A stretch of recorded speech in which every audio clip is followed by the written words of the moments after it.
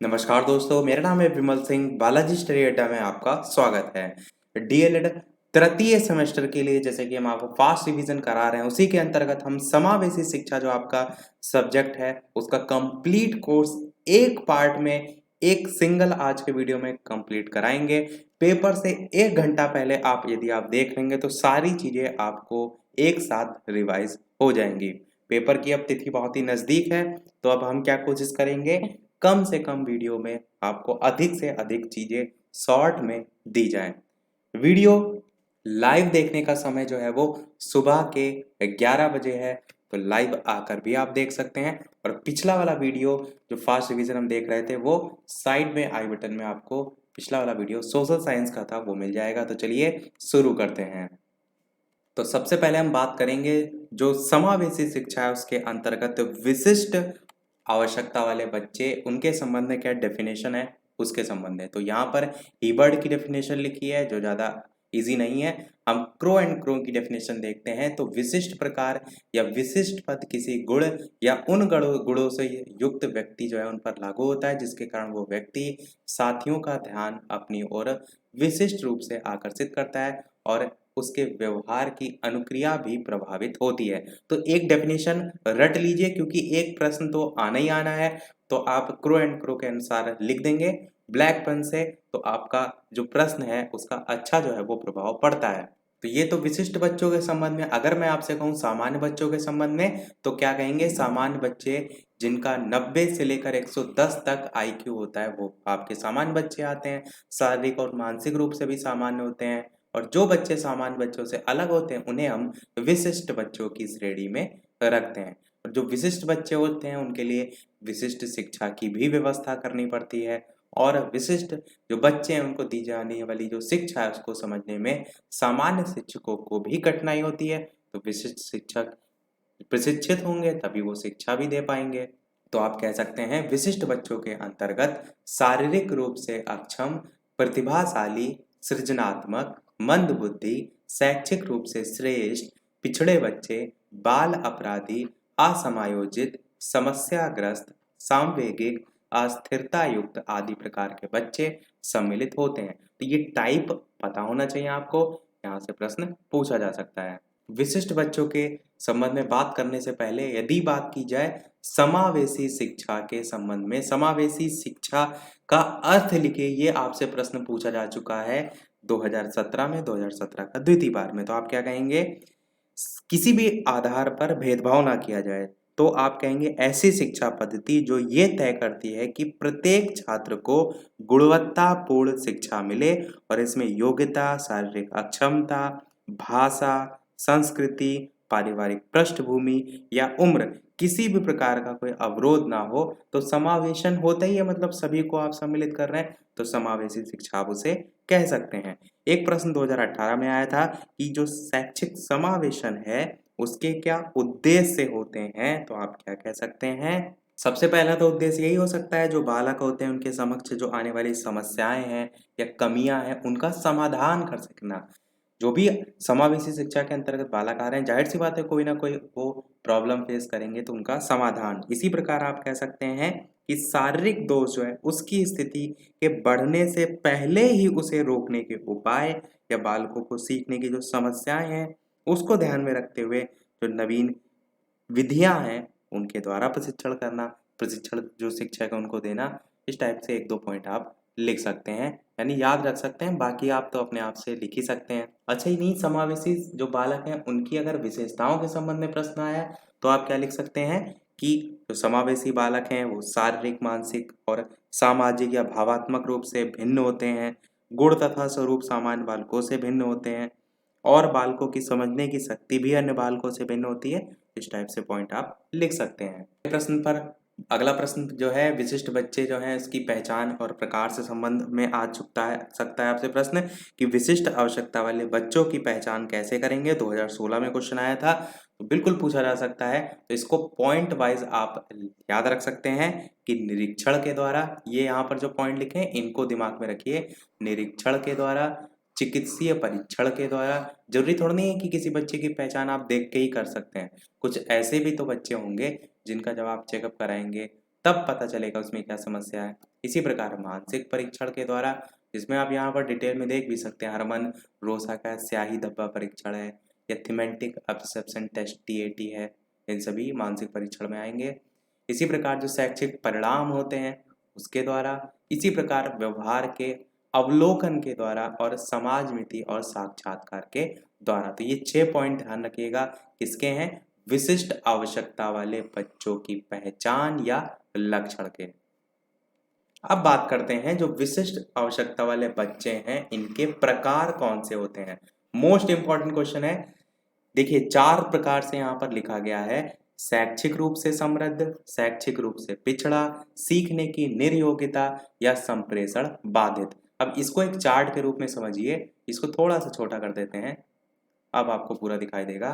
देखिए शैक्षिक रूप से अगर भिन्न की बात करें, ये जो 4 पॉइंट लिखे हैं ये इसके अंतर्गत आएंगे। थोड़ा सा इसको रफ करके अब समझाने का प्रयास करते हैं कि अगर प्रकार की बात की जाए तो देखिए, अगर शैक्षिक रूप से भिन्न की बात करें तो उसके अंतर्गत शैक्षिक रूप से समृद्ध, शैक्षिक रूप से पिछड़ा, सीखने की निर्योग्यता या संप्रेषण बाधित आएगा। सामाजिक रूप से भिन्न की बात करें तो सामूहिक रूप से परेशान बच्चे, असमायोजित बच्चे, वंचित बच्चे, समस्यात्मक बच्चे, बाल अपराधी, माता पिता द्वारा तिरस्कृत बच्चे, ये सभी सामाजिक रूप से भिन्न में आएगा। फिर आप शारीरिक रूप से भिन्न की बात करेंगे, ये क्या है, किसके प्रकार हैं? विशिष्ट आवश्यकता वाले जो बच्चे हैं उनको आप कैसे बांट सकते हैं अलग अलग टाइप में, उसमें है। शारीरिक रूप से आप कह सकते हैं कि सांवेदिक रूप से बाधित हैं, गतीय बाधित हैं, बहुल बाधित हैं, तो आप वो इसमें लिख सकते हैं। और मानसिक रूप से भिन्न जो है उसमें प्रतिभाशाली बच्चे, सृजनात्मक बच्चे और मंद बुद्धि बच्चे। तो ये पूरा चार्ट ध्यान रखिएगा, ये आपको डेफिनेटली हेल्प करेगा। इस पर बेस्ड अगर प्रश्न आएगा, कभी कभार क्या होता है, ये पूरा ना चार्ट पूछकर इस प्रकार से लिख दिया जाएगा कि विशिष्ट आवश्यकता वाले बच्चों के अंतर्गत जो मानसिक रूप से भिन्न है उनके अंतर्गत कौन कौन से बच्चे आते हैं। तो आप प्रतिभाशाली बच्चे, सृजनात्मक बच्चे, मंद बुद्धि बच्चे, इस प्रकार से कह सकते हैं। बढ़ते हैं हमारे नेक्स्ट टॉपिक की तरफ, जो कि है प्रतिभाशाली बच्चे, जिन्हें हम गिफ्टेड चिल्ड्रन जो है वो कहते हैं। अब देखिए यहाँ पर अलग अलग लोगों के अनुसार डेफिनेशन है, तो इसमें से जो आपको इजी लगे वो याद रख सकते हैं। मुझे तो यहाँ पर कार्लसनिक जो इनकी डेफिनेशन अच्छी भी लग रही है, इजी भी लग रही है, कि वह प्रत्येक बच्चा जो अपनी आयु स्तर के बच्चों में किसी योग्यता में अधिक हो और जो हमारे समाज के लिए महत्वपूर्ण नया योगदान कर सके, उसे हम क्या कहेंगे? प्रतिभाशाली बच्चे। जाहिर सी बात है, जो नॉर्मल से अधिक योग्य हो किसी भी फील्ड में, उसे आप प्रतिभाशाली में कहते हैं। तो ये इनकी डेफिनेशन है। एक क्या है डेफिनेशन, मैं आपको रिकमेंड करूंगा, एक डेफिनेशन सभी टॉपिक की याद कर लीजिएगा। जैसे आपका ये आया तो इसमें आप एक डेफिनेशन लिख लेंगे। समावेशी शिक्षा पर एक क्वेश्चन 100% आएगा, भले अति लघु में आया लघु में, तो वहां पर उसको लिख सकते हैं। नेक्स्ट की बात करते हैं तो प्रतिभाशाली बच्चों की पहचान के संबंध में, तो इसको भी ध्यान रखिए। सबसे पहले तो पहचान आप बुद्धि परीक्षाओं, अलग अलग इंटेलिजेंट टेस्ट से लेकर के कर सकते हैं। प्रवणता परीक्षा जिसे हम एप्टीट्यूड टेस्ट कहते हैं उसके थ्रू कर सकते हैं। संबंधित व्यक्तियों से सूचना एकत्र करके कर सकते हैं। उपलब्धि परीक्षण जो है उसके थ्रू कर सकते हैं। और बच्चों के गुणों के आधार पर भी विशेषताएं जो है इसमें बांट सकते हैं। जिसमें लिखा है प्रतिभाशाली बच्चे आसानी से याद कर लेते हैं चीज़ों को, ये बच्चे सामान्य बुद्धि का प्रयोग अधिक करते हैं, ये बच्चे रटने की बजाय समझने में विश्वास करते हैं। ये विशेषताएं भी आप लिख सकते हैं। बच्चों के गुणों के आधार यहाँ विशेषताएं लिखी हैं, तो आपसे डायरेक्ट क्या पूछा जा सकता है कि जो प्रतिभाशाली बच्चे हैं उनकी विशेषताएं लिखिए। तब आप ये सब लिखेंगे। इनका शब्द भंडार विस्तृत होता है, ये बच्चे रटने की बजाय समझने में विश्वास रखते हैं। प्रतिभाशाली बच्चे कठिन कार्यों को आसानी से कर लेते हैं, इनका चिंतन मौलिक होता है।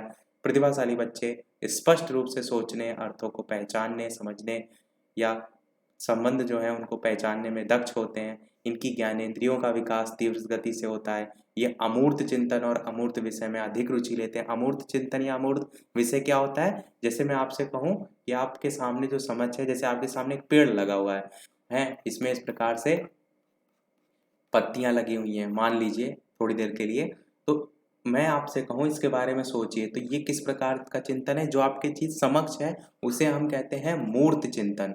और जो चीज आपके समक्ष नहीं है, यदि मैं आपसे कहूँ कि आप अपने गांव के बारे में सोचिए, तो वो क्या है? वो आपका अमूर्त चिंतन है, यानी कि जो आपके चीज समक्ष नहीं है वो क्या होती है? अमूर्त चिंतन होती है।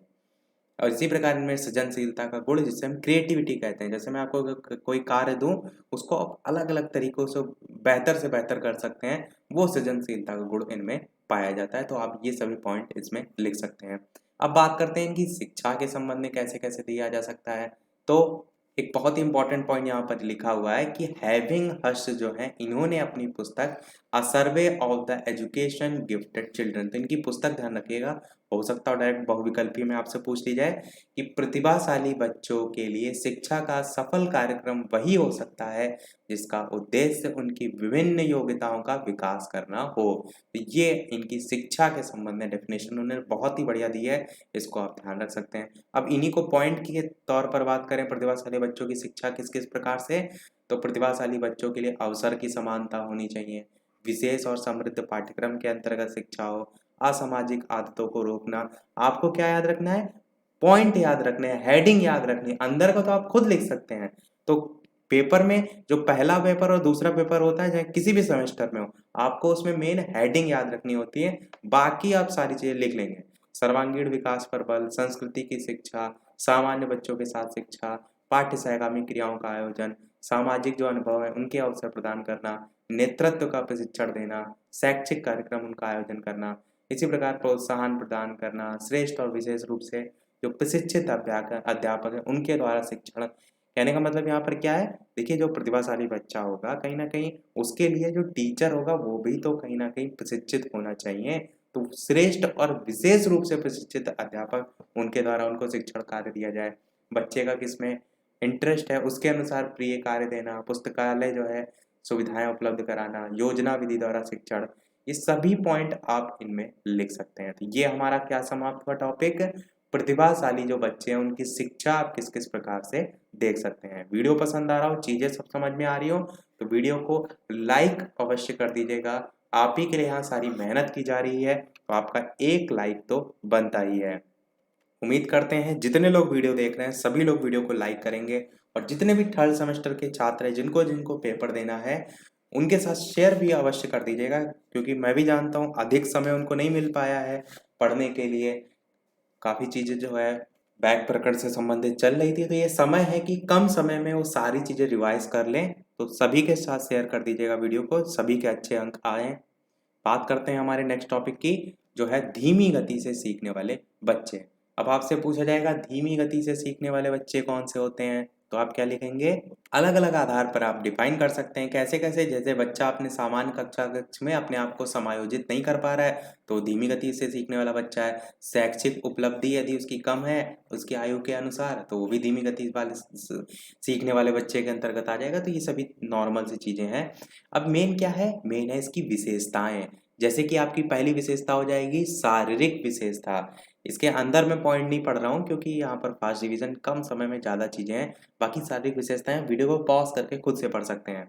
इसी प्रकार बात करें अवधारण शक्ति का अभाव, क्या होता है कुछ लोग अटेंशन नहीं सीख कर पाते, मतलब पढ़ाया क्या जा रहा है उनका दिमाग कहीं और चल रहा है, तो ये भी तो कहीं ना कहीं धीमी गति से बच्चे जो हैं, सीखने वाले बच्चे हैं, उनकी विशेषताओं में ही आएगा। इसी प्रकार असुरक्षा का अभाव, कुछ बच्चे ऐसे भी होते हैं जिनमें आत्मविश्वास की भावना का अभाव होता है, कॉन्फिडेंस नहीं होता है, उनको कहीं कुछ बोलने के लिए कह दिया जाए तो इधर उधर मुंह बनाने लगते हैं, तो ये भी इसमें आप कह सकते हैं। अभिव्यक्ति या संप्रेषण क्षमता का अभाव, कम्युनिकेशन नहीं कर पाते, बातचीत नहीं कर पाते हैं, संप्रेषण आपका इस प्रकार से हो जाएगा। इसी प्रकार समस्याग्रस्त बच्चे भी आते हैं, अलग अलग आधार पर सामाजिक, सांस्कृतिक, शैक्षिक अनेक प्रकार की समस्याएं होती हैं, वो भी आप इसमें कह सकते हैं। अब ये सभी क्या हैं, ये सभी हैं आपके धीमी गति से सीखने वाले बच्चों की विशेषताएं। फिर अगर बात करें आगे धीमी गति से सीखने वालों की बच्चों की, आप पहचान कैसे करेंगे, मैं फिर से कह रहा हूं, केवल हेडिंग यहाँ पर याद रखिए, अंदर का समझिए और अपने आप से लिखिए। एग्जामिनर क्या चेक करता है, हेडिंग आपने बढ़िया लिखी है, हेडिंग आप थोड़ा सा हाईलाइट करिएगा, अंदर का आप चीजों को समझ लेंगे तो लिख ही देंगे। देखिए बच्चों की पहचान निरीक्षण विधि से आप कर सकते हैं, एकल अध्ययन विधि से आप कर सकते हैं, चिकित्सा परीक्षण से आप कर सकते हैं, शैक्षिक परीक्षण से आप कर सकते हैं, व्यक्तित्व परीक्षण से आप कर सकते हैं। ये सभी आधार हैं। इसी प्रकार बुद्धि परीक्षण से आप कर सकते हैं, अन्य मनोवैज्ञानिक परीक्षण भी आएंगे, वो भी उनके आधार पर भी। ये सभी क्या है, ये सभी है धीमी गति से बच्चे जो हैं सीखने वाले बच्चे, उनको कैसे आप पहचानेंगे। अब क्या है, धीमी गति से सीखने वाले बच्चों के कारण क्या है कि क्यों वो सीखते हैं धीमी गति से। तो आप क्या कहेंगे कि धीमी गति से सीखने वाले बच्चों के कारण निम्नवत हो सकते हैं। पहला कारण गरीबी हो सकता है, दूसरा कारण परिवार के सदस्यों का मानसिक स्तर हो सकता है, संवेगात्मक घटक भी हो सकता है या व्यक्तिगत घटक भी हो सकता है। इसी प्रकार एक प्रश्न ये भी आ सकता है कि धीमी गति से सीखने वाले बच्चों की समस्याएं किस प्रकार की हो सकती हैं। तो ज्ञानात्मक अधिगम समस्या, भाषा और वाणी की समस्या, श्रवण प्रत्यक्षीकरण की समस्या, दृष्टि और व्यवहारिक समस्या या सामाजिक और संवेगात्मक समस्या। अब इन 3 पॉइंट को समझ लीजिए। भाषा और वाणी मतलब हो सकता हो जो लैंग्वेज आप बोल रहे हो उसे नहीं समझ में आ रही है। श्रवण मतलब हो सकता हो उसे सही सुनाई ना दे रहा हो। दृष्टि मतलब हो सकता हो सही दिखाई ना दे रहा हो। तो ये सभी किसमें आ जाएंगे, धीमी गति से सीखने वाले बच्चों की समस्याओं में। अब धीमी गति से सीखने वाले बच्चों की शिक्षा आप कैसे देंगे उसको भी समझ लीजिए पॉइंट वाइज। सबसे पहले पाठ्यक्रम लचीलापन होना चाहिए बच्चे के अनुसार। ऐसा ना है आपको उसको छोटी चीजें नहीं समझ में आ रही, आप बड़ी चीज समझाने में जुटे हैं, तो फ्लेक्सिबिलिटी होनी चाहिए पाठ्यक्रम में। शिक्षक द्वारा बच्चे का अवलोकन करना चाहिए शिक्षक को कि उसको क्या दिक्कत आ रही है, फिर उसके अनुसार शिक्षा। प्रकृति आलेख तैयार व्यवस्था, अभिक्रमित अनुशासन आव्यूह, अभिप्रेरण प्रदान करना यानी कि मोटिवेशन उसे देना। मोटिवेशन बहुत हेल्प करता है। अधिगम के लिए तत्पर करना, व्यवहारिक आयाम द्वारा शिक्षा, संप्रत्यय की संरचना का निर्माण, कार्यों का स्तरीकरण करना, क्रियात्मक विधियों का प्रयोग, शिक्षक की भूमिका। ये सभी पॉइंट आप याद रखिएगा किससे संबंधित हैं, धीमी गति से सीखने वाले बच्चों की शिक्षा के संबंध में। आगे देखें तो यहाँ पर सुझाव दिए गए हैं, वो तो आप स्वयं से समझ सकते हैं। नेक्स्ट टॉपिक देखते हैं हमारा शैक्षिक रूप से पिछड़े यानी कि कमजोर, जिसे हम बैकवर्ड चिल्ड्रन कहते हैं, उनके संबंध में। तो सबसे पहले आप क्या कहेंगे, इनकी डेफिनेशन। तो यहाँ पर अलग अलग डेफिनेशन दे रखी, जिसमें हम सिरिल बर्ड की डेफिनेशन को याद करेंगे।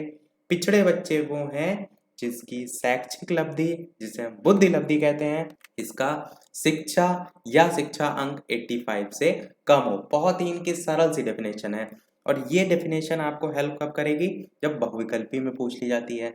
ये डायरेक्ट लिखी होगी और आपको पूछा जाएगा किसकी डेफिनेशन है, और ये सब आपकी कोर्स में डेफिनेशन दे रखे हैं आपके कोर्स में, आपको पता तो होनी चाहिए, पर इतनी तो आप याद नहीं रख सकते हैं। आप यही कोशिश कीजिए, सब टॉपिक की एक एक डेफिनेशन लिखिए। जैसे मैंने अभी इससे पहले टॉपिक बताया था उसकी एक लिख लीजिए। अब शैक्षिक रूप से पिछड़े हैं कमजोर, इनकी एक दिमाग में आपको याद रख लीजिए। ये डेफिनेशन देख ली। अब यहाँ पर लिखा है शैक्षिक रूप से पिछड़ापन कितने प्रकार का होता है, तो 2 प्रकार का। ये भी क्वेश्चन आ सकता है, एक सामान्य पिछड़ापन, एक विशिष्ट पिछड़ापन। सामान्य पिछड़ापन क्या होता है, इस प्रकार के बच्चे सभी पक्षों में पिछड़ा दिखाई देते हैं, वो लगभग कक्षा कक्ष के सभी विषयों में पिछड़ जाते हैं और पाठ्यक्रमांतर क्रियाओं में उसे कोई सफलता नहीं मिलती है, वह उनसे भाग नहीं लेते हैं। विशिष्ट पिछड़ापन क्या होता है, जिसमें किसी एक विशेष विषय या पक्ष में पिछड़ता है, वह सभी विषयों में पिछड़ने के बजाय किसी विशेष विषय में किसी कारणवश या वह सामान्य बच्चों के साथ नहीं चल पाता है, वह उस विषय में उसकी तुलना में पिछड़ जाता है। तो ये आपका विशिष्ट पिछड़ापन में आ जाएगा। तो ये दोनों ध्यान रखिएगा प्रकार।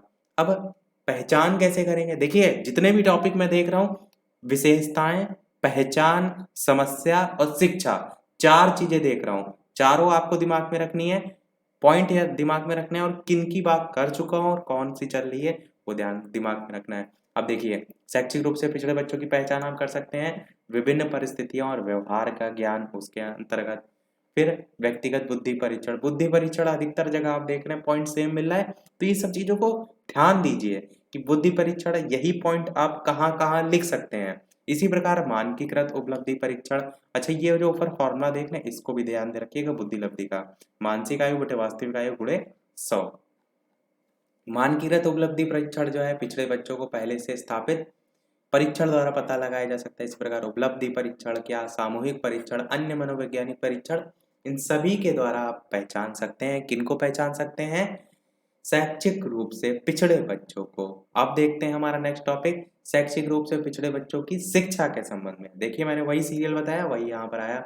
अब शिक्षा सहानुभूति पूर्वक व्यवहार के द्वारा दे सकते हैं, धीमी गति से पढ़ाना, व्यवसायिक प्रशिक्षण देना, विशेष विद्यालय की व्यवस्था करके भी तो शिक्षा दी जा सकती है। श्रव्य दृश्य साधनों का यूज करके भी तो शिक्षा दी जा सकती है। आत्मविश्वास में वृद्धि कराई जा सकती है। विशेषज्ञों द्वारा शिक्षा छोटी कक्षाओं और उपयुक्त निर्देशन देकर, पिछड़ेपन का पता लगाकर उसका निवारण द्वारा, श्रेणीहीन जो कक्षा है उसके द्वारा, उपचारात्मक कक्षाओं के द्वारा, सरल और रचनात्मक विषयों के अध्ययन से, क्रियात्मक विधियों के प्रयोग से, कक्षोन्नति, पूरे वर्ष के कार्य पर बार बार बताया जाना, अभिलेख रखना, मानसिक स्वास्थ्य पर विशेष ध्यान, दूषित शिक्षा प्रणाली में सुधार। इसी प्रकार से सब पॉइंट में से जो आपको अच्छे अच्छे लगे वो याद रख सकते हैं। नेक्स्ट पॉइंट है आपका आंशिक रूप से शारीरिक अक्षम बच्चे, जिसे हम दृष्टिबाधित, श्रवण बाधित, वाक दोष, अस्थि बाधित, ये अलग अलग प्रकारों के अंदर देखेंगे। आंशिक रूप से अक्षम बच्चे जो हैं इनकी बात करते हैं तो यहाँ पर कुछ परिभाषा दे रखी कि नहीं, ये परिभाषा दे रखी है कि ऐसे बच्चे या बालिका का कोई ना कोई अंग दुर्बल होता है जिससे वे अपनी सामान्य क्रियाएं नहीं कर पाते हैं, उसे आंशिक शारीरिक अक्षम कहा जाता है। तो सबसे पहले हमने क्या जाना, डेफिनेशन जाना, समझ गए आप। अब इसके प्रकार होते हैं तो ये आपसे बहुत पूछे जाते हैं कि आंशिक शारीरिक रूप से अक्षम बच्चों के कितने वर्गों में विभाजित किया गया है। तो दृष्टिबाधित, श्रवण बाधित, वाक दोष और अस्थि बाधित, ये 4 प्रकारों में विभाजित किया गया है। अब इसके अंतर्गत भी आपको सारी चीजें देखनी है। तो सबसे पहले इसकी तो परिभाषा हम देख ही चुके हैं, आंशिक रूप से दृष्टिबाधित का अर्थ। अच्छा, यहाँ पर पॉइंट वाइज भी आप थोड़ा सा ध्यान रखिए। आंशिक रूप से दृष्टिबाधित जो है उसके अंतर्गत कि ऐसे बच्चे जिनकी दृष्टि इक्विटी 20/70 तथा 20/200 के मध्य होती है वो इसमें आते हैं।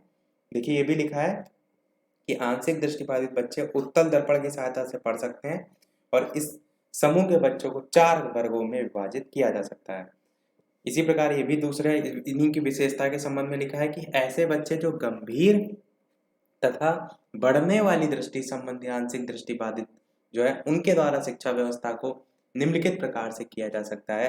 वो यहाँ पर लिखा है कि गेंद को पकड़ने और फेंकने का अभ्यास कराया जाए, वस्तुओं के आकार के बोध हेतु स्पर्श कराया जाए, लंबाई चौड़ाई का ज्ञान दिया जाए, वस्तु के निरीक्षण में पर्याप्त समय दिया जाए, रंगीन प्रकाश दिया जाए, कक्षा कक्ष जो है उसका फर्नीचर ऐसा होना चाहिए कि सुविधा अनुसार चाहे जहाँ बैठ सकें। तो ये सभी क्या है, ये सभी हैं जो गंभीर तथा बढ़ने वाली दृष्टि संबंधी आंशिक दृष्टि बाधित हैं, उनके द्वारा शिक्षा व्यवस्था को इन प्रकारों से जो है वो दिया जा सकता है। ये आपका दृष्टि बाधित चल रहा है, मैं एक बार फिर से ऊपर दिखा देता हूँ, शायद आपने ध्यान नहीं दिया हो। देखिए सबसे पहले हमने देखा आंशिक रूप से अक्षम बच्चे। तो आंशिक रूप से जो अक्षम है वो 4 प्रकार से हो सकते हैं। दृष्टि बाधित जिनको दिखाई ना दे, श्रवण बाधित जो सुनने से में बाधित है, वाक दोष बोलने से संबंधित, अस्थि मतलब शारीरिक। तो सबसे पहला जो दृष्टि बाधित है वो यहाँ लिखा है आंशिक रूप से दृष्टि बाधित। तो ये तो नॉर्मल मैंने बता दिया था, आप चाहें तो डेफिनेशन यहाँ पर देख सकते हैं कि 20/70 फीट जो है मध्यम रूप से जो दृष्टि बाधित है उनके नेत्रों के देखने की क्षमता होती है। और इसका अर्थ है कि सामान्य बच्चे यदि 70 फीट से किसी वस्तु को देख सकते हैं तो आंशिक दृष्टि अक्षम बच्चा 20 फीट पर ही उसे देख सकता है। और ये यहाँ पर कुछ डेफिनेशन लिखी थी, पर उन सबको मैंने नॉर्मल इसलिए नहीं बताया क्योंकि दृष्टिबाधित आप समझते हैं। मेन पॉइंट यहाँ पर मैंने बताया कि 4 वर्गों में विभाजित किया गया दृष्टिबाधित को। एक ऐसे बच्चे जिनकी एक्विटी ये है, दूसरा ऐसे बच्चे जो गंभीर और बढ़ने वाली दृष्टिबाधित से हैं, उनकी शिक्षा यहाँ पर दे रखी है। तीसरा पॉइंट ऐसे बच्चे जो नेत्र संबंधी रोगों से पीड़ित हैं या ऐसे रोगों से जो दृष्टि को प्रभावित करता है। और चौथा प्रकार इसमें रखा था कि ऐसे बच्चे जो उपरोक्त बच्चों में सम्मिलित नहीं है और जिनके पास औसत मस्तिष्क है, जो डॉक्टर और शिक्षा शास्त्रियों के अनुसार कम देखने वाले बच्चों को दिए गए साधन तथा सामान द्वारा अधिक लाभान्वित हो सकते हैं। तो ये सभी आपके दृष्टिबाधित में आते हैं, समझ गए आप। यहाँ पर लिखा है आंशिक दृष्टिबाधित या दृष्टि जो अक्षम बच्चे हैं उनकी पहचान आप कैसे करेंगे और विशेषताएं उनकी क्या होंगी। तो आप कहेंगे बच्चे अधिकतर सर दर्द की शिकायत करते हैं, आंखें बंद करते हैं, अन्य वस्तुओं को आँख के पास ले जाकर देखते हैं, आँख को बंद करके सिर को ऊपर उठाते हैं, जिनको नहीं दिखाई दे रहा है साहब वो यही सारी चीजें करेंगे। आंखों से पानी आंसू बहता रहता है, या चलते समय गलत तरीके से पैर रखते हैं, आंखें टेढ़ापन तिरछापन, ये सभी आप कह सकते हैं। फिर श्रवण बाधित बच्चों की बात करें तो डेफिनेशन तो आप स्वयं से लिख सकते हैं। लक्षण मैं यहाँ पर बता देता हूँ, जिनका व्यवहार में लगातार एकाग्रता नहीं दिखाई देती है, अध्यापक जो पढ़ा रहे हैं उनके होठों की गतिविधि पर ध्यान देते हैं कि सुनाई नहीं दे रहा है तो उसी पर ध्यान दे रहे हैं, शब्दों के सही उच्चारण में कठिनाई होती है, बिना जानकारी के बड़बड़ाते रहते हैं, कभी-कभी कान दर्द की समस्या, इस प्रकार से आप लिख सकते हैं। फिर श्रवण बाधित का वर्गीकरण अलग-अलग किया गया है 4 प्रकार से। ये ध्यान रखिएगा क्योंकि यहाँ से आपका एमसीक्यू पूछ लिया जाता है कि कम बाधित बच्चे जो इनका डेसिबल स्तर कितना होता है, या डायरेक्ट आपसे पूछा जाए कि 70 डेसिबल तक जो है डेसिबल स्तर किस श्रवण बाधिता के अंतर्गत आता है। यही 4 ऑप्शन दे दिया जाएगा तो गंभीर बाधित बच्चों में आ जाएगा। तो ये जितने भी यहाँ पर सीरियल देख पा रहे हैं, बाधिता परसेंट सहित ये तीनों आप एक बार याद कर लीजिएगा। देखते हैं अपना अगला, आंशिक श्रवण बाधित जो है उनकी शिक्षा की बात करें तो वही सारी चीज़ें शिक्षा के संबंध में भी लिख सकते हैं। शिक्षण तकनीक का प्रयोग करें या शिशु कार्यक्रम चलाकर शिक्षित किया जाए, अलग से कक्षाओं की व्यवस्था कराई जाए, शैक्षिक और व्यावसायिक निर्देशन दिया जाए, ये सारी चीज़ें। यहाँ से हमारा नेक्स्ट टॉपिक स्टार्ट हो रहा है वाक दोष, यानी कि बोलने से संबंधित। तो इसका अर्थ क्या है? वाणी मुखर भाषा के ध्वनि की क्रमबद्ध और व्यवहारिक अभिव्यक्ति है, उसी में किसी प्रकार का दोष है तो वाक दोष में आ जाएगा। अब यहाँ पर इतनी सारी चीज़ों को स्किप करते हुए डायरेक्ट पहुँचते हैं विशेषताओं में। तो विशेषताओं में आप लिख सकते हैं कि वाक दोष तब उत्पन्न होता है जब सामान्य बच्चों से जो बोलचाल होती है उनकी विशिष्ट होती है, या कह सकते हैं संप्रेषण में बाधा उत्पन्न करते हैं। बोलते समय बहुत एकाग्र होना पड़ता है और इनकी आवाज़ में मधुरता नहीं होती है, आयु में अनुकूलता नहीं होती है, या इनके तालु और जबड़े में दोष होता है, शब्दों का सही उच्चारण नहीं कर पाते हैं, बोलने में तुतलाते हैं, धारा प्रवाह बोलने में कठिनाई होती है, रुक रुक कर बोलते हैं, जीभ के दोष के कारण ऐसा होता है, बोलने में संकोच करते हैं। तो बहुत से ऐसे पॉइंट है जो आप लिख सकते हैं, समझ सकते हैं। फिर इनके प्रकार की बात करते हैं। ये आप प्रकार वाक दोष के रट लीजिएगा, आपके प्रीवियस ईयर में शायद 2 बार पूछे जा चुके हैं। एक शायद सबसे लेटेस्ट में पूछे गए थे और एक पहले भी पूछे जा चुके हैं। तो प्रक्रियात्मक तथा उच्चारणात्मक दोष, हकलाना, आवाज की समस्या, अंगीय वाणी के दोष, कम सुनने वाले बच्चों के साथ वाणी की समस्या और देर से बोलने वालों का विकास। तो ये सब क्या है? वाक दोष के प्रकार हैं। ये कोई विशेषता नहीं है, ये कोई शिक्षा नहीं है, ये प्रकार हैं, इसलिए पूछे जाते हैं। तो ये सारे याद कर लीजिएगा। अब वाक दोष वाले बच्चों की शिक्षा की बात की जाए तो आप क्या कहेंगे? मोटिवेशन देकर आप शिक्षा दे सकते हैं, दोष पर बल नहीं देना चाहिए, सही निर्धारण करें, वाक अभ्यास उनका कराएं, दुश्चिंता से मुक्ति करें, लज्जा और घबराहट से बचाव कराएं। तो ये सभी पॉइंट आप लिख सकते हैं। नेक्स्ट आपका टॉपिक है अस्थिबाधित बच्चों से संबंधित। तो अस्थिबाधित बच्चों की अगर बात करें, नाम से ही समझ में आ रहा है अस्थिबाधित, यानी कि विशेषताओं में सीधे बात कर लेते हैं तो विशेषता के साथ आप डेफिनेशन भी लिख सकते हैं। जैसे कि अलग अलग लूले लंगड़े हथकटे इस टाइप से हो गया, एक या एक से अधिक अंगों का लकवा हो गया, पाँव फिरा है, मेरुदंड का वक्र होना है, विकृत नितंब है, या मस्तिष्क की पक्षाघात है, मेरुदंडीय द्विदिशामुखी या मांसपेशीय असमर्थता, ये सभी आपके इसमें विशेषताओं में आ जाएगा। तो ये नाम ध्यान रखिएगा क्योंकि आपसे डेफिनेशन भी आएगी तब भी वहाँ लिख सकते हैं, पहचान आएगा उसमें भी लिख सकते हैं कहीं ना कहीं घुमा के, तो ध्यान रखिएगा। पहचान की बात करें तो आप क्या लिख सकते हैं? लड़खड़ा कर चलना, चलते चलते गिर जाना, अंगों का असमान होना, जोड़ों में दर्द, चलने में कठिनाई, शारीरिक कार्याभ्यास में दर्द और कठिनाई, शारीरिक अंगों पर समुचित नियंत्रण नहीं, सब आप लिख सकते हैं। कारण क्या होते हैं? जन्मजात कारण हो सकता है, किसी दुर्घटना से हो सकता है, या कोई बीमारी से हो सकता है। 3 रीजन सबसे मेन है। शिक्षा की बात करें, उपचार सुविधाएं प्रदान करके, प्रशिक्षित अध्यापक द्वारा शिक्षण कार्य करके, विशेष कक्षाओं के आयोजन के द्वारा, विशेष विद्यालय के निर्माण से, प्रशासनिक परिवर्तन द्वारा, अधिगम अनुभव करवाकर, सामाजिकरण की प्रक्रिया, समन्वित शिक्षा, मनोवैज्ञानिक परामर्श, आर्थिक सहायता। तो ये सब क्या है? ये सब है आपके अस्थिबाधित बच्चों की कैसी कैसी शिक्षा होनी चाहिए। अब अस्थिबाधित है तो उन्हीं के अनुसार आप पॉइंट भी लिख सकते हैं। आपने नहीं भी बिल्कुल पढ़ा है तब भी तो आप कह सकते हैं कि आर्थिक सहायता देकर। अब जैसे कि किसी के पैर में समस्या है तो आप क्या करेंगे? उसे किसी प्रकार की सहारा देने के लिए व्हील चेयर वगैरह दे रहे हैं तो वो क्या है? आर्थिक सहायता देकर उसे आप शिक्षा प्रदान कर सकते हैं। तो ये सारी चीज़ें नॉर्मली हैं। अगला देखते हैं पॉइंट, अपवंचित वर्ग के बच्चे। इसमें कौन कौन से आते हैं? अनुसूचित जाति और जनजाति, पिछड़ी जाति, घुमंतु वर्ग, श्रमिक परिवार के बच्चे, ये अलग अलग आते हैं। वंचन यहाँ पर लिखा है, डिप्रिवेशन क्या होता है? तो वंचन व परिवेश जन्य अवस्था है जिसका कि स्वरूप और अर्थ सामाजिक, सांस्कृतिक तथा भिन्नता के साथ साथ परिवर्तित होता रहता है। तो एक ही लाइन ध्यान रखिए, बाकी आप बहुत ज़्यादा डिटेल में कोई आवश्यकता नहीं है। ये सारी चीज़ें इसी के बारे में लिखी हुई हैं।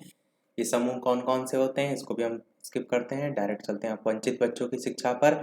इसकी डेफिनेशन की बात करें तो उसको विशेषताओं से हम यहाँ पर समझ सकते हैं। विशेषताओं को ना कहकर ये कह सकते हैं कि अब वंचित बच्चों की शिक्षा को किस प्रकार से दूर किया जा सकता है, तो आप कहेंगे विशिष्ट विषयों में न्यूनताएं उनको दूर करने का प्रयास, वंचित बच्चों की प्राथमिक आवश्यकताओं की पूर्ति का प्रयास, पूर्व विद्यालय वातावरण के कारण उत्पन्न जो अधिगम न्यूनता है उनको दूर करने का प्रयास, तो ये सभी प्रयास किए जा सकते हैं। नेक्स्ट टॉपिक पर बढ़ते हैं, समस्यात्मक बच्चे, जिसको हम प्रॉब्लमैटिक चिल्ड्रन के नाम से जानते हैं। गला सूख गया है मेरा, वीडियो को सभी लोग लाइक करते रहिएगा। इतने वीडियो सभी लंबे बनाने पड़ते हैं, मेहनत बहुत लगती है, तो वीडियो को लाइक करते रहिए, मुझे भी मोटिवेशन मिलता रहे और आपका भी अच्छे से अच्छा सारी चीज़ें रिवाइज होती रहें। सभी लोग वीडियो को लाइक और साथ ही साथ शेयर अवश्य करते रहिएगा। चैनल पर नए हो तो सब्सक्राइब भी अवश्य कर लीजिएगा ताकि आगे आने वाला कोई वीडियो आपसे मिस ना हो। तो समस्यात्मक बच्चों की अगर बात की जाए तो आप क्या कह सकते हैं कि यहाँ पर कुछ पॉइंट लिखे हैं कि ऐसे बच्चे अपने अध्यापकों के लिए समस्या बने रहते हैं। कई प्रकार के बच्चे ऐसे हो सकते हैं, चोरी करने वाले बच्चे, झूठ बोलने वाले बच्चे, क्रोध करने वाले बच्चे, विद्यालयों से भाग जाने वाले बच्चे, गृह कार्य ना करने वाले बच्चे, कक्षा में देर से आने वाले बच्चे आदि। तो ये अलग अलग प्रकार के तौर पर आप लिख सकते हैं। शायद ये प्रश्न आपका भी प्रीवियस ईयर में पूछा जा चुका है।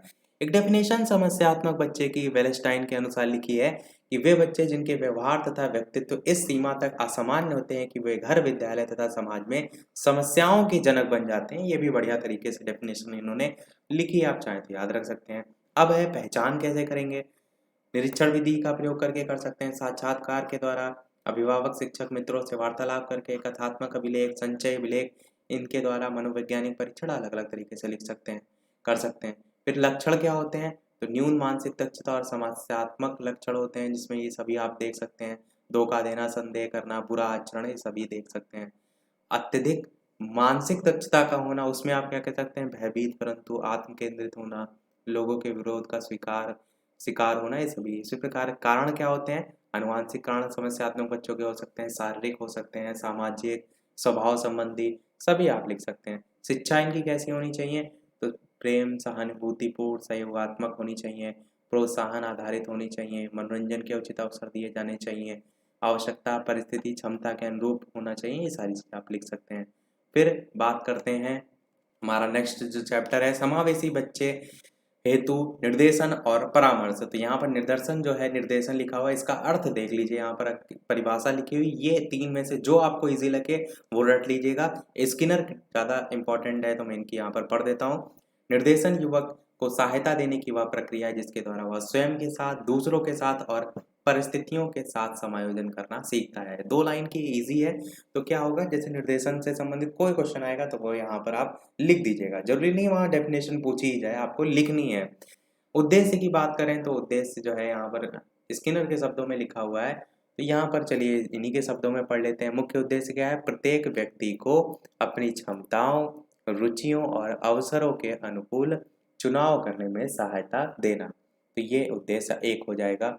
डेफिनेशन के अकॉर्डिंग लिखेंगे तो ज़्यादा फर्क पड़ता है।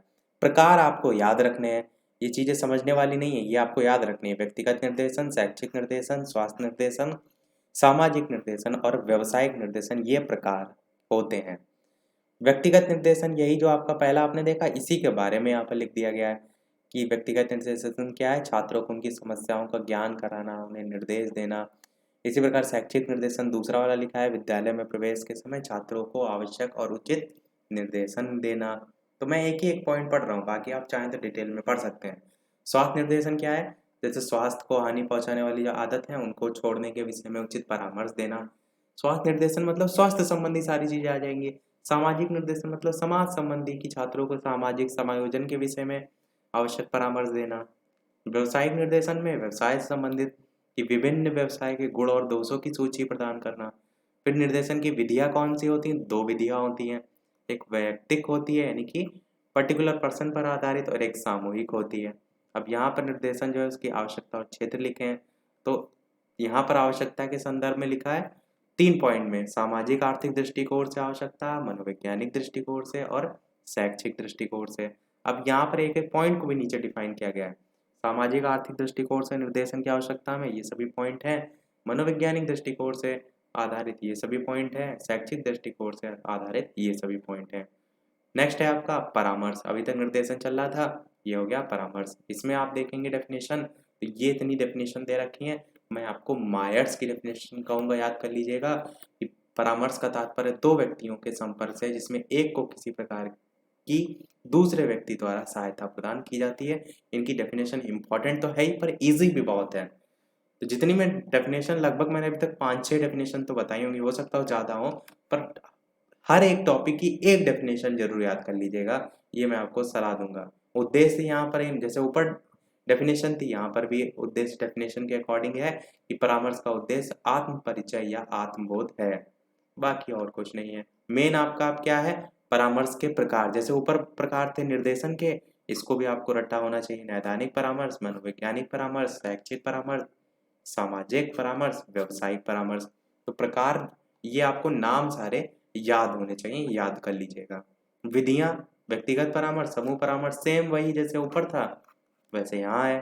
फिर बात करें आवश्यकता और क्षेत्र के संबंध में, तो आप क्या कहेंगे, छात्रों की वर्तमान समस्याओं को हल करने में सहायता हो जाती है, उत्तरदायित्व को समझने में सहायता देना, सामाजिक संवेगात्मक में सहायता देना, इस प्रकार से आप लिख सकते हैं। अब आया आपका मोस्ट इंपॉर्टेंट टॉपिक, परामर्श में सहयोग देने वाली विभाग या संस्थाएं। यहाँ से प्रश्न आपके इंपॉर्टेंट मैंने क्यों बोला, क्योंकि ये सभी आपके यूपी टेट सुपर टेट में भी प्रश्न पूछे जाते हैं। तो सबसे पहले ये मनोविज्ञानशाला उत्तर प्रदेश इलाहाबाद, तो ये स्थापना आचार्य नरेंद्र देव समिति की संस्तुति के आधार पर लाउदर रोड इलाहाबाद ने 1947 में की गई थी। वर्तमान में यह राज्य शैक्षिक अनुसंधान और प्रशिक्षण परिषद उत्तर प्रदेश लखनऊ की ब्यूरो ऑफ साइकोलॉजी नामक एक इकाई के रूप में विशिष्ट संस्था है। अध्यक्ष कौन है, पदेन निदेशक कहलाता है। इसका वरिष्ठ मनोवैज्ञानिक और मनोवैज्ञानिक के भी पद सृजित किए गए हैं। मुख्य उद्देश्य क्या है इसका, प्राथमिक और माध्यमिक स्तर के शिक्षकों को शिक्षण, निर्देशन, परामर्श प्रदान करने के लिए मनोवैज्ञानिक रूप से सक्षम बनाने हेतु प्रशिक्षण देना और छात्रों को व्यावसायिक और वैयक्तिक निर्देशन प्रदान करना। ये आपका पूरा ही इंपॉर्टेंट है, कोई चीज इसमें ड्रॉप ना कीजिएगा। कार्य भी पूछे जाते हैं मनोविज्ञानशाला उत्तर प्रदेश के, तो निर्देशन के संबंध में, प्रशिक्षण के संबंध में यहाँ पर देख लीजिए, डिप्लोमा इन गाइडेंस साइकोलॉजी कहा जाता है, प्रशिक्षण सत्य कोर्स के बारे में लिखा है। इसी प्रकार सेवाकालीन प्रशिक्षण हो जाएगा। इसी प्रकार यहाँ पर चयन कार्य से संबंधित हो जाएगा। राष्ट्रीय प्रतिभा खोज परीक्षा का आयोजन भी कराता है। शोध कार्य परियोजना भी है, प्रकाशन कार्य भी है, अनुवर्ती कार्य भी है, इस प्रकार से हो जाएगा। अन्य कार्य में भी कुछ लिखे हैं पर मेन आपको हेडिंग याद रखनी है। अगला है आपका मंडलीय मनोविज्ञान केंद्र। ये आपका मनोविज्ञानशाला उत्तर प्रदेश इलाहाबाद ने अपनी सेवाओं के विस्तार करने और उन्हें सर्वसुलभ बनाने के लिए मंडल स्तर पर मंडलीय मनोविज्ञान केंद्र की स्थापना की है। इसके कार्य क्या है, मनोविज्ञानशाला उत्तर प्रदेश इलाहाबाद द्वारा जो किए गए कार्य हैं उनकी मंडलीय स्तर पर सेवा प्रदान करना, छात्रों को व्यवसाय चुनने में परामर्श देना, विशिष्ट आवश्यकता वाले बच्चों को परामर्श देना, इसी प्रकार मनोवैज्ञानिक समस्याओं के लिए परामर्श देना, ये सभी हो जाएंगे। अगला है आपका पॉइंट जिला चिकित्सालय। इसकी बात करें तो संपूर्ण प्रदेश भर में जिला चिकित्सालय में मुख्य चिकित्सा अधिकारी के नेतृत्व में एक विशेषज्ञ डॉक्टरों की समिति होती है, क्योंकि विशेष आवश्यकता वाले बच्चे, विकलांगों के लिए विकलांगता आदि का परीक्षण करके सेवाओं में आरक्षण का लाभ प्रदान करने का कार्य करती है। यदि ये जो विशेषज्ञ है डॉक्टरों की समिति विशिष्ट आवश्यकता वाले बच्चों के लिए समुचित उपकरण जैसे चश्मा आदि प्रदान करने की भी संस्तुति करती है और उन्हें तथा अन्य जनों को भी व्यावसायिक परामर्श देती है। इसी प्रकार जिला शिक्षा और प्रशिक्षण संस्थान में प्रशिक्षित डाइट मेंटर के संबंध में लिखा हुआ है कि प्रत्येक या बालक को परामर्श और निर्देशन प्रदान करने के लिए प्रत्येक जिले में जिला शिक्षा और प्रशिक्षण संस्थान में मनोविज्ञान विभाग होते हैं जो छात्र और शिक्षकों को मनोवैज्ञानिक परामर्श देने का कार्य करते हैं। यद्यपि ये जो संस्थान है उसका मुख्य कार्य तो अध्यापकों को प्रशिक्षण देना होता है, लेकिन यह उन्हें शिक्षण हेतु मनोवैज्ञानिक विधियों को भी प्रशिक्षण दिया जाता है। पर्यवेक्षण और निरीक्षण तंत्र के अंतर्गत वही सारी चीजें लिखी हुई हैं और बाकी वही लिखा हुआ है। बालकों के निर्देशन और परामर्श का कार्य एकमात्र विद्यालय के द्वारा नहीं संभव है, अलग अलग लोग सहायता करते हैं, चिकित्सक हो गया, मनोचिकित्सक और बालक से संबंधित अन्य लोग। अगला देखते हैं पॉइंट जो है आपका प्रारंभिक शिक्षा में पंचायत और स्थानीय निकायों की भूमिका। तो मुख्य तौर पर 1986 की जो राष्ट्रीय शिक्षा नीति थी उसके अनुसार प्रारंभिक शिक्षा के प्रबंध में इन सभी बिंदुओं पर बल दिया गया था। कौन कौन से, जैसे कि जिला शिक्षा बोर्ड, जिला शिक्षा और प्रशिक्षण संस्थानों की स्थापना, प्रबंध का विकेंद्रीकरण, स्वायत्तता की व्यवस्था, संस्थाओं, पद्धतियों तथा शिक्षकों का दायित्व निश्चित करना, ये सभी आपका हो जाएंगे। फिर बात करते हैं हमारे नेक्स्ट पॉइंट जिला स्तर के निकाय के संबंध में। तो इसमें किनका किनका प्रतिनिधित्व होना चाहिए, पॉइंट केवल याद रखिए। शिक्षाविदों, महिलाओं, युवकों के प्रतिनिधि, अभिभावकों के प्रतिनिधि और अनुसूचित जातियों जनजातियों के प्रतिनिधि, अल्पसंख्यकों, जिले जो है उनकी उपयुक्त संस्थाओं के प्रतिनिधि। तो मेन पॉइंट आपको पता होना चाहिए, जैसे इससे रिलेटेड कोई प्रश्न आएगा तो आप डायरेक्ट जो है वो लिख सकें। फिर बात करते हैं, हमारा नेक्स्ट टॉपिक है ग्राम शिक्षा समिति के संबंध में। तो संविधान संशोधन विधेयक के अंतर्गत किसी भी ग्राम या ग्रामों के समूह के लिए पंचायतें बनाई जाएंगी और इस पंचायत में चुने हुए प्रतिनिधि होंगे। इसके अतिरिक्त प्रत्येक पंचायत एक ग्राम शिक्षा समिति गठित कर सकती है, जो कि ग्राम स्तर पर शिक्षा के क्षेत्र में निर्धारित कार्यक्रमों के प्रशासन के लिए जिम्मेदार होगी। इन ग्राम शिक्षा समितियों का मुख्य उत्तरदायित्व व्यवस्थित रूप से घर घर सर्वेक्षण करके अभिभावकों के साथ समय समय पर विचार विमर्श करके गांव में सूक्ष्म स्तर की योजना तैयार करना है और विद्यालय मानचित्रण भी करना है। कार्य योजना जो 1992 है, इसके अनुसार राज्य सरकार एक ग्राम शिक्षा समिति के निम्नलिखित कार्य भी सौंपने पर विचार करें। तो यहाँ पर वो भी लिखे हुए हैं, आप चाहें तो इनको भी डिटेल में पढ़ सकते हैं। मेन ऊपर ही पॉइंट था कि क्या है उसको आप ध्यान रखिएगा। और यहाँ पर कुछ पॉइंट याद रख सकते हैं, जैसे विद्यालय के लिए दान प्रदान करना, इसी प्रकार घर घर सर्वेक्षण के माध्यम से सूक्ष्म आयोजन तैयार करना, गुणवत्ता में सुधार के लिए विद्यालय की सुविधाओं को उन्नत बनाना, ये सारी बेसिक चीज़ें आप याद रख सकते हैं। फिर अगर बात करें गैर सरकारी संगठन की क्या भूमिका है प्रारंभिक जो शिक्षा है उसके संबंध में, तो बहुत से अलग अलग कार्यक्रम जो है वो चलाए जाते हैं, वही आप इसमें लिख सकते हैं। उसी के संबंध में यहाँ पर देखिए पॉइंट लिखा भी हुआ है कि 1990 से 1993 तक 25 राज्यों और केंद्र शासित प्रदेशों में गैर सरकारी संगठन द्वारा 9,485 से अधिक अनौपचारिक शिक्षा केंद्र संचालित किए जा रहे थे। तो उसी के संबंध में लिखा है कि उन्होंने भी अपनी महत्वपूर्ण भूमिका जो है वो निर्वाह की। फिर बाल अधिगम में निर्देशन और परामर्श का क्या महत्व है, तो उस निर्देशन और परामर्श तुमने ऊपर ही देख लिया था। बाल अधिगम में आप कह सकते हैं कि इनकी एक डेफिनेशन है रूथ स्टैंग की, कि व्यक्ति को शैक्षिक निर्देशन प्राप्त करने का उद्देश्य छात्र का उपयोगी कार्यक्रम को चुनने तथा उसमें प्रगति करने में सहायता देना है। जितनी भी चीज़ें मैं यहाँ पर बता रहा हूँ एक बार में तो आपको डेफिनेटली नहीं याद होंगी, पर अगर आप सारी चीज़ें पढ़ चुके हैं, रिवाइज आप कर रहे हैं, तो आपका रिवाइज बहुत अच्छा होगा। इसलिए मैं सबसे स्टार्टिंग में आपको बताया था कि पेपर के 1 घंटा पहले देख लें। अभी अगर ये वीडियो देख रहे हैं तो इस वीडियो को 1 से अधिक बार देखें, ताकि बार बार सुनने से चीज़ें आपको याद हो जाएं। फिर बाल अधिगम में परामर्श निर्देशन का क्षेत्र और आवश्यकता, तो ये वही सभी पॉइंट है। अपव्यय अवरोधन को रोकना, रोजगार के अवसर के लिए शिक्षण करना, अधिगम प्रक्रिया में वांछित प्रगति से संबंधित जो सारी चीज़ें आपको मैं पहले बता चुका हूँ।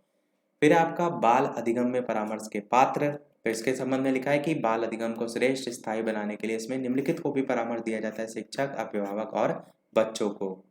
तो पूरा हमारा कोर्स ए से लेकर जेड तक समाप्त हो गया, सारी चीज़ें मैंने बता दी। वीडियो अभी तक आपने लाइक ना किया हो तो सभी लोग वीडियो को लाइक अवश्य कर दीजिएगा। और एक प्रश्न, जैसे कि सभी वीडियो में हम आपसे एक ना एक पूछते हैं, तो इस वीडियो का आपका प्रश्न जो है वो यहाँ पर तीसरा वाला बहुविकल्पी है, जिसको आपको बताना है वीडियो के मेन कमेंट में टाइप करके कि मनोविज्ञान शाला उत्तर प्रदेश में स्थित है, लखनऊ, बनारस, इलाहाबाद या कानपुर। तो इसका आंसर वीडियो के मेन कमेंट में बताइएगा। और देखिए जो मैंने सारी चीज़ें आज इस फर्स्ट डिवीज़न में बताई हैं, इसके अलावा पूरा कोर्स मैं आपको करा चुका हूँ।